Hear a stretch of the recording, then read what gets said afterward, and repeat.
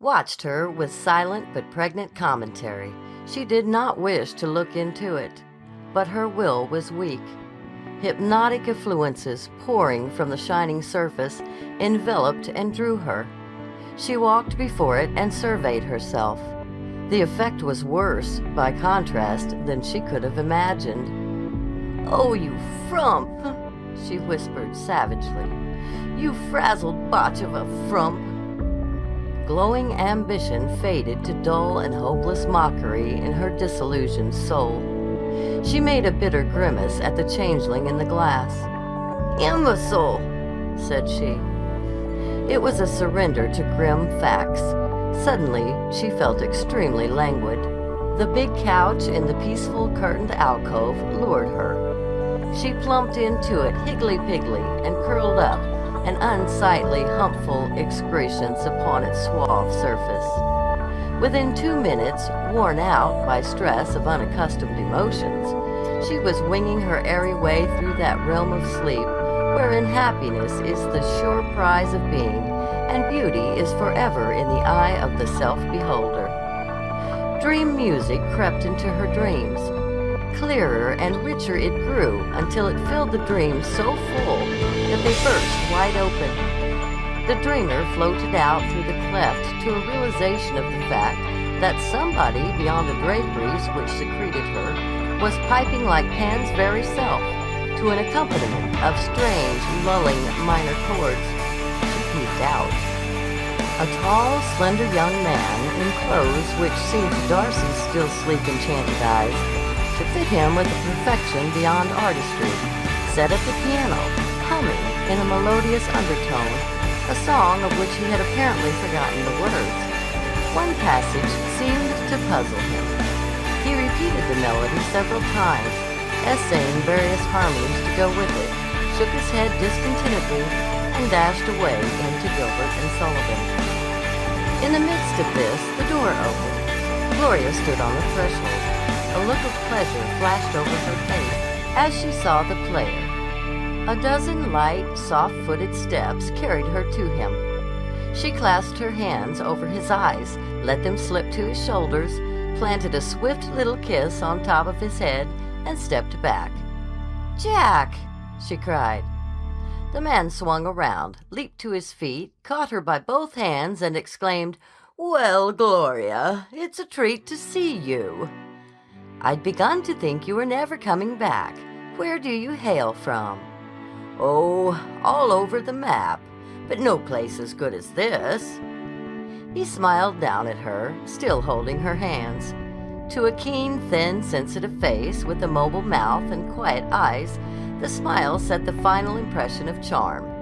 Instanter, and before he had spoken 10 words, Darcy decided that he was the one man she had ever seen worthy of Gloria Greene, and she was glad they had found each other.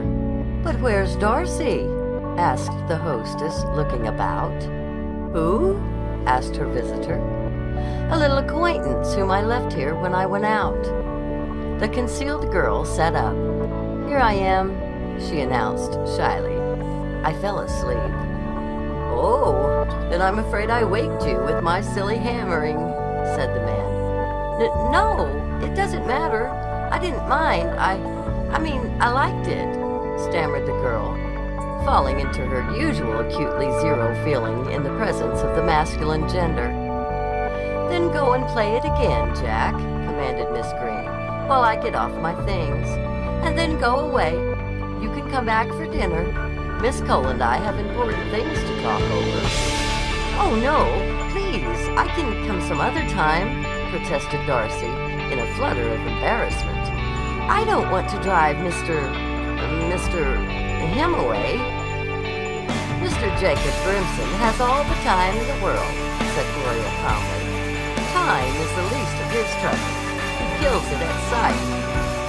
"Don't mind her, Miss Corey," put in Winston. Darcy, noting the error in her name, wondered petulantly why Gloria didn't introduce them in proper form. But her uneasiness and gaucherie presently dissipated before the cordial and winning simplicity of Gloria's man.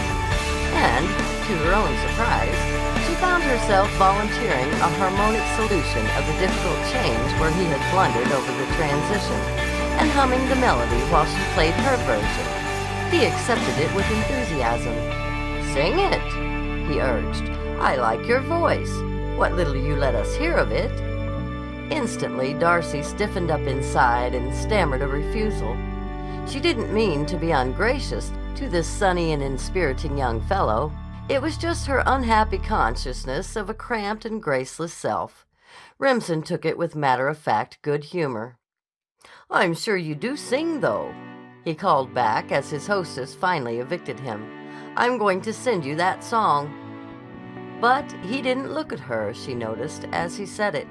Why should he, indeed, when Gloria was in the room? For that matter, men never looked at Darcy. And here was her grievance against the scheme of things exemplified anew.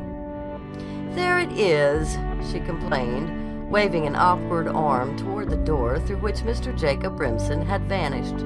"That's what I've been trying to tell you about." "Jack?" puzzled her hostess. "Why, what's wrong with Jack?" "Oh, nothing," replied the girl wearily. "But did you notice what he did when he left?" "Offered to send you some music. I thought it was quite polite.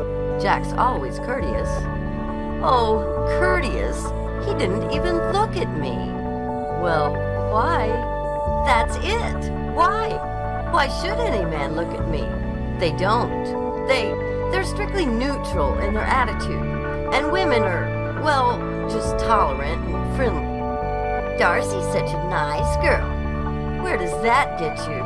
fiercely demanded the subject of it. "People don't really know I'm alive. I might as well be a ghost. I wish I were. At least I'd scare 'em." "Don't try to scare me," returned the other. "Now listen to the voice of wisdom. You complain that people don't know you're alive. Why should they? You don't give out anything. Warmth, color, personality. I'm not so sure you are alive. You're inert." "I haven't anything to give," mourned the accused. "Why? Because you've wasted it. You've had beauty, good looks anyway. You have let that die down to nothing. One thing only you've kept up, and that ought to be an asset. You've got a voice. Do you ever use it for other people?" "I don't like to sing before people." "There you are, always thinking of your little self. You give nothing to the world, yet you think yourself ill-used because, what does the world give me?" broke in the aggrieved Darcy. "Nothing for nothing. What would you expect? Do you think it's going to smile at you when you scowl at it, and stop its own business and gaze on you adoringly and say, 'Much obliged to you for being alive'? It isn't that kind of a world, Miss Amanda Darcy Cole." The owner of the despised first name winced. "I never thought of that," she murmured. "Thinking is going to be part of your education from now on. You can't begin too soon." "I'm ready," said the girl meekly. "Do you want me to begin with my voice? Shall I take singing lessons?" "Oh, it's got to go a lot deeper than that," was Gloria's grim reply. "You'll begin by taking living lessons. Do you know what that means?" "I'm not sure I do. It sounds awfully hard," faltered the other. "It is. Go home and think it over. Come back here tomorrow at this time and get your orders." "Yes'm," said Darcy, folding her hands with assumed docility. Gloria regarded her with suspicion. "It isn't going to be any joke," she said with severity. "No'm," assented Darcy with a still more lamb-like expression, but her eyes twinkled through it. "Oh, well, if you want to take it that way," observed the actress. "But I'd advise you to save your high spirits for the time when they'll be needed." In the seclusion of the hallway, Darcy drew out Exhibit A and sought inspiration from the charming face which Halcombe Lee had surrounded with gallant and admiring suitors in the illustration. "If it can be done," said Darcy to the picture with the solemnity of a right. "I'll do it." End of chapter 2.